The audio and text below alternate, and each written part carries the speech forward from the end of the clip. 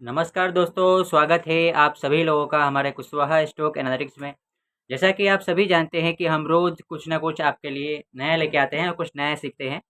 तो दोस्तों उसी प्रकार आज हम कुछ नया सीखेंगे।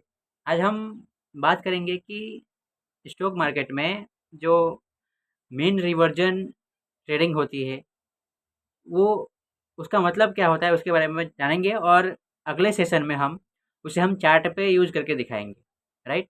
तो दोस्तों यदि आप हमारे चैनल पर नए हैं, वीडियो को पहली बार देख रहे हैं तो आप सबसे पहले हमारे चैनल को सब्सक्राइब कर लीजिएगा। वीडियो पसंद आए, इन्फॉर्मेटिव लगे तो वीडियो को शेयर ज़रूर कीजिएगा। तो चलिए बात करते हैं हमारे आज का सेशन के बारे में। देखिए आजकल तो जो मार्केट में आजकल सोशल मीडिया पर बहुत ही प्रचलित है ऑप्शन ट्रेडिंग। लेकिन मैं आपको एक रेशियो के अनुसार बता दूँ कि जो यूएस स्टॉक मार्केट चैंपियनशिप होता है, उसमें सबसे ज़्यादा जो है रिटर्न बनाने वाले जो स्टॉक ट्रेडर ही होते हैं, स्विंग ट्रेडर होते हैं। वहाँ पे ऑप्शन ट्रेडर का बहुत ही वहाँ पे जैसे ना के बराबर उनकी गिनती होती है। देखिए ऑप्शन ट्रेडर वहाँ तक पहुँच ही नहीं पाते हैं।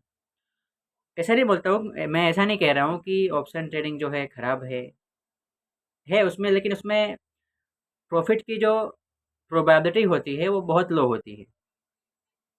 उसमें ऑन द स्पॉट हमें डिसीजन लेना पड़ता है, राइट? तो इस प्रकार से उसमें ये सब अड़चनें आती हैं।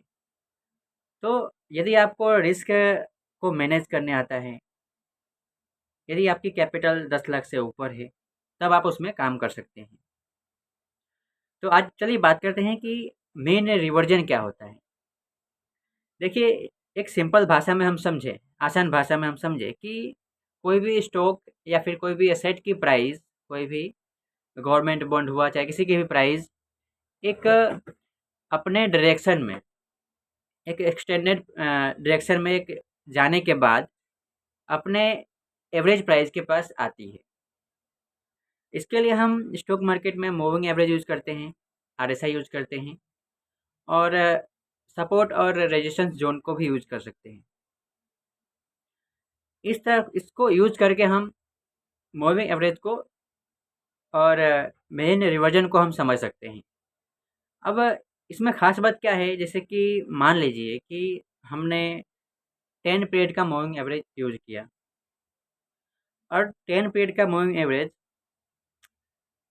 जब मूविंग एवरेज पर प्राइस आई, अब प्राइस आने के बाद उसको क्रॉस करके प्राइस नीचे जाएगी या फिर प्राइस फिर से रिवर्स करके ऊपर जाएगी, ये प्रेडिक्शन होता है। क्योंकि वहाँ पे प्रेडिक्शन, वहाँ पे ये कोई नहीं बता सकता कि क्रॉस किया है इसको तो वहाँ से नीचे ही जाएगी या फिर उसको मोड़ कर जो है वहाँ से ऊपर निकल जाएगी।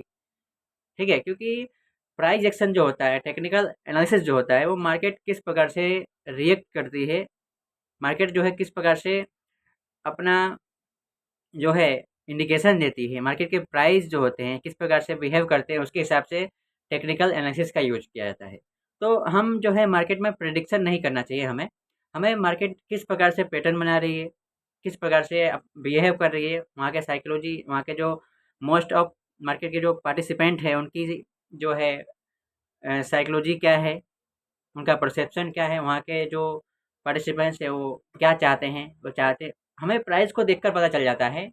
क्योंकि हम लोगों की रोज़ की प्रैक्टिस है कि प्राइस को देखकर जो है हम बता देते हैं कि हाँ, यहाँ पे जो है इस प्राइस का, इस प्राइस में इतना स्ट्रेंथ है, ये स्टॉक जो है हमारे लिए अच्छा है और इस स्टॉक में हम ज़्यादा कन्विक्शन है, उसके बारे में हम जान जाते हैं।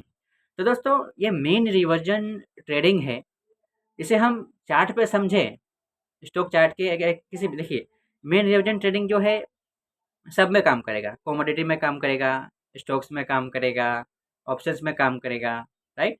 सब में काम करेगा। इसे हमें, इसे यूज करने के लिए हमें प्रॉपर इंडिकेटर टूल चाहिए, राइट? प्रॉपर नॉलेज चाहिए और इसमें हमें प्राइस एक्शन का ज्ञान बहुत ज़रूरी है। प्राइस कब बुलिश होता है, कब बेरिश होता है और इसका यूज़ जो है हम ट्रेंडिंग मार्केट में ही करेंगे। साइडवेज मार्केट में दोस्तों ये काम नहीं करता है, राइट?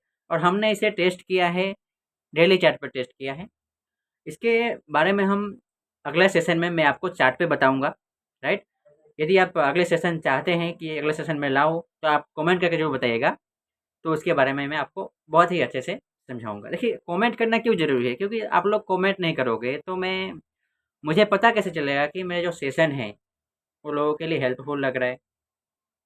क्योंकि मैं खुद अपना जो है टाइम निकाल कर जो है आपके लिए मैं सेशन बनाता हूँ। और आप कमेंट करोगे तो आप तभी तो मुझे पता चलेगा कि हाँ, मुझे और इसके बारे में मुझे और ऐसे वीडियो बनाने चाहिए ताकि लोगों को इसके बारे में जानकारी मिले। तो ये बात है। तो दोस्तों आज के लिए इतना ही, मिलते हैं एक अगले वीडियो में, तब तक के लिए जय हिंद।